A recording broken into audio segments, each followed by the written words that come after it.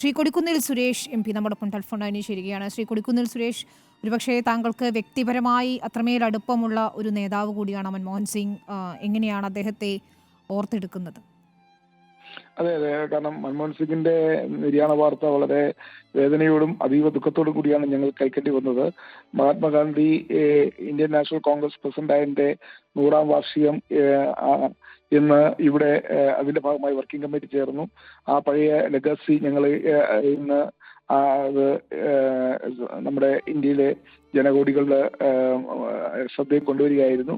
അതിനെ അനുസ്മരിച്ചുകൊണ്ടുള്ള working committee യോഗം രാവിലെ 3 മണിക്ക് ആരംഭിച്ച് വൈകുന്നേരം 7:30 അവസാനിച്ച് 8 മണിക്ക് കോൺഗ്രസ് അധ്യക്ഷൻ മല്ലികാർജ്ജുൻ ഖാർഗെ ഒരിക്കൽ വിരുന്നിൽ പങ്കെടുത്തുകൊണ്ടിരിക്കുമ്പോഴാണ് അദ്ദേഹത്തിന്റെ വേദനാജനകമായ ഒരു നിര്യാണ വാർത്ത ഞങ്ങൾ കേൾക്കേണ്ടി വന്നത്. അപ്പോൾ തന്നെ നാളത്തെ ഈ പരിപാടികളെല്ലാം നിർത്തിവെച്ചു, റാലി മാറ്റിവെച്ചു. നേതാക്കളെല്ലാം തന്നെ ശ്രീ രാഹുൽ ഗാന്ധിയും ശ്രീ മല്ലികാർജ്ജുൻ ഖാർഗെയും KC വേണുഗോപാൽ ഉൾപ്പെടെയുള്ള നേതാക്കളെല്ലാം തന്നെ ഡൽഹിക്ക് ഇന്നും നാളെയുമായിട്ട് പോകുന്നുണ്ട്. ശവസംസ്കാര ചടങ്ങിൽ പങ്കെടുക്കുന്നതിനും ആദരാഞ്ജലി അർപ്പിക്കുന്നതിനും വേണ്ടി നേതാക്കളെല്ലാം തന്നെ ഡൽഹിക്ക് പോകാൻ തീരുമാനിച്ചിരിക്കുന്നു. അതിനായി വിമാനങ്ങളൊക്കെ അറേഞ്ച് ചെയ്യാനുള്ള ക്രമീകരണങ്ങൾ നടന്നു വരികയാണ്. എന്നെ സംബന്ധിച്ചിടത്തോളം ഞാൻ 1991 ശ്രീ മൻമോഹൻ സിംഗിന്റെ അദ്ദേഹം നരസിംഹറാവു മന്ത്രിസഭയിൽ ധനകാര്യമന്ത്രിയായി സത്യപ്രതിജ്ഞ ചെയ്ത 5 ബഡ്ജറ്റുകൾ ലോക്സഭയിൽ അവതരിപ്പിച്ചപ്പോൾ ആ 5 ബഡ്ജറ്റുകൾ പ്രസംഗം കേൾക്കാൻ അവസരം ലഭിച്ച ഒരാളാണ് ഞാൻ. അതിനുശേഷം 2ാം UPA ഗവൺമെന്റ് അദ്ദേഹം പ്രധാനമന്ത്രിയായപ്പോൾ അദ്ദേഹത്തിന്റെ കീഴിൽ അന്നത്തെ തൊഴിൽ വകുപ്പ് മന്ത്രിയായിരുന്ന ശ്രീ മല്ലികാർജ്ജുൻ ഖാർഗെയുടെ തൊഴിൽ വകുപ്പിൽ മല്ലികാർജ്ജുൻ ഖാർഗെയുടെ സഹമന്ത്രിയായി എനിക്ക് പ്രവർത്തിക്കാൻ അവസരം ലഭിച്ചിട്ടുണ്ട്. അങ്ങനെ എന്നെ അവസാനത്തെ 2 വർഷം തൊഴിൽ വകുപ്പ് സഹമന്ത്രിയാക്കുന്നതിൽ പ്രധാന പങ്കുവഹിച്ച ഡോക്ടർ മൻമോഹൻ സിംഗ് ആണ്.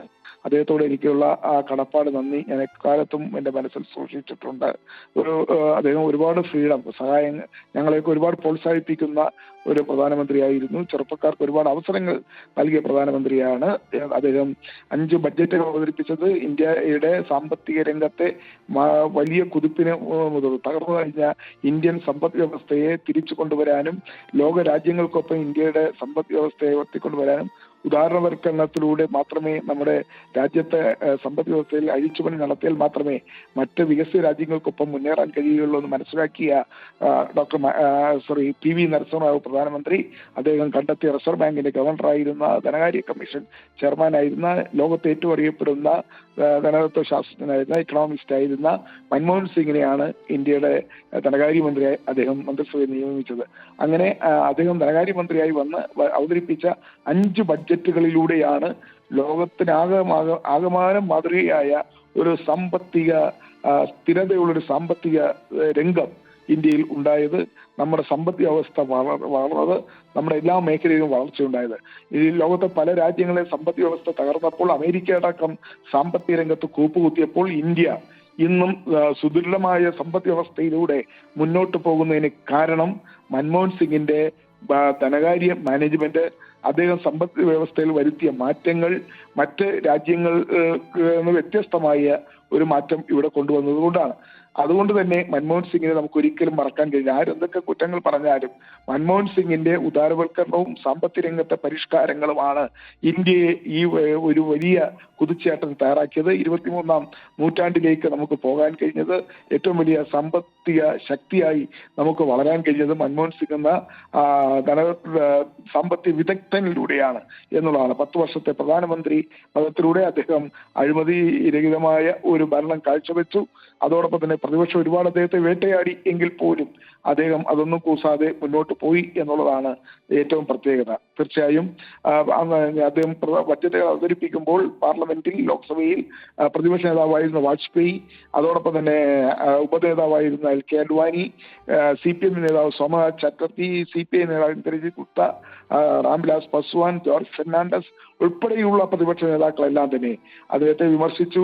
അതോടൊപ്പം തന്നെ അഭിനന്ദിച്ചും വിമർശിച്ചും അദ്ദേഹത്തിന്റെ സാമ്പത്തിക പരിഷ്കാരങ്ങളെയും ഉദാരവൽക്കരണങ്ങളെയും ഒക്കെ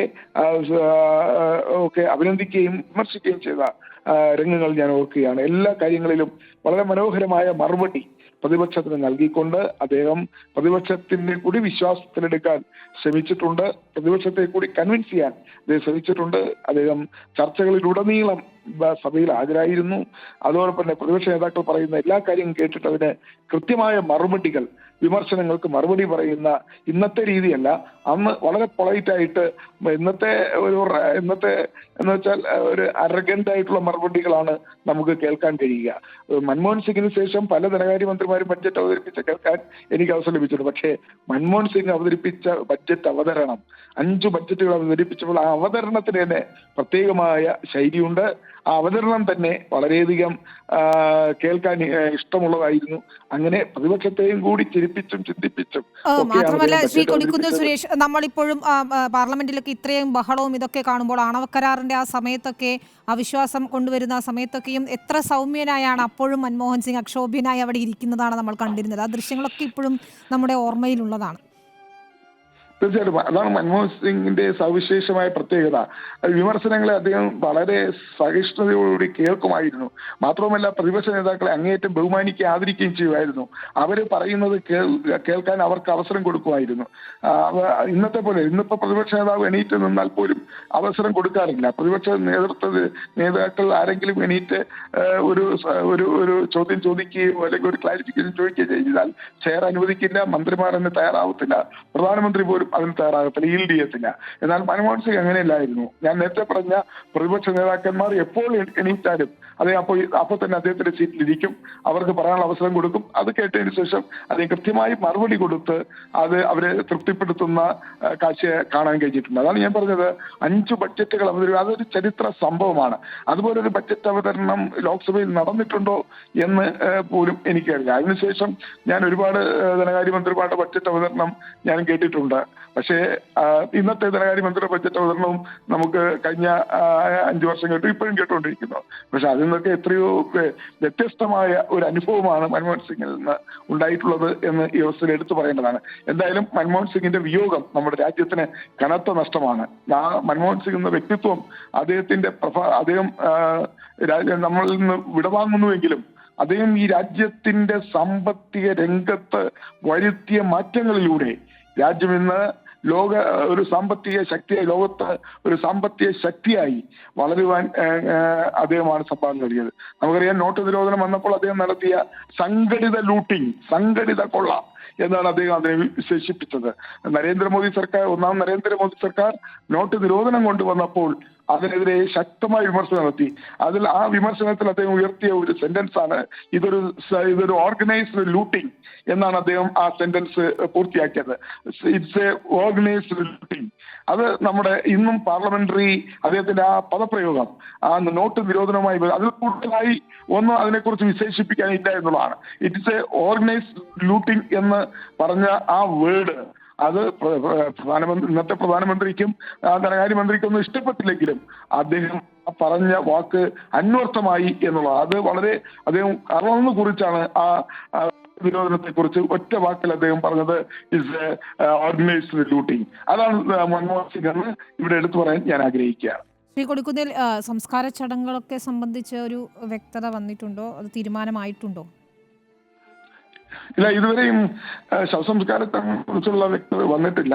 AICC നേതൃത്വവും അതുമായി ബന്ധപ്പെട്ട ചർച്ചകൾ നടന്നുകൊണ്ടിരിക്കുകയാണ്.